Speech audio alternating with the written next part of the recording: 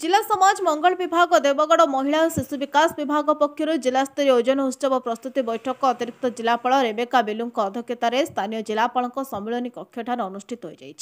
जिले में चलित वर्ष प्रथम पर्याय अगस्ट आरंभ हो 20 तारिख मध्य 0 ରୁ 6 वर्षर शिशु शारीरिक अभिवृद्धि शिशु सठिक ओजन उच्चता रेकर्ड करने निमंते अगस्ट 20 तारिख सुधा कार्य को सकारात्मक भाव समाप्त करने को अतिरिक्त जिलापाल श्रीमती बेलू परामर्श देते। यह कार्यक्रम समस्त अंगनवाड़ी केन्द्र में महिला स्वयंसहायक गोष्ठी आशाकर्मी महिला स्वास्थ्यकर्मी सहायता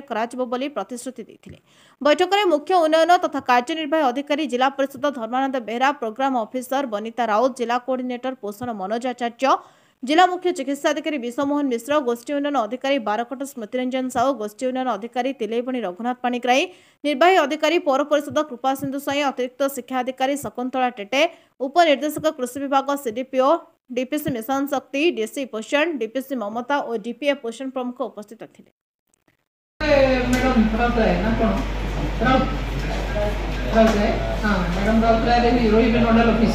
से कोऑर्डिनेट करिवे जते सीडीपीओ अछंती बीडीओ अछंती हमर जते डिस्ट्रिक्ट लेवल ऑफिसर्स अछंती आपण माने जदी कोनसी छुआ को पुष्टिहीनता देखुचंती साइंस फोटो उठेबे आपण नागा डाकी आनबे आपण हम मान को इंफॉर्मेशन देबे हला आ सब छुआ माने जेमिति जिल्ला रो सब पुष्ट पुष्ट हेकि बढिबा अछि केही पुष्टिहीनता रहिबे नाही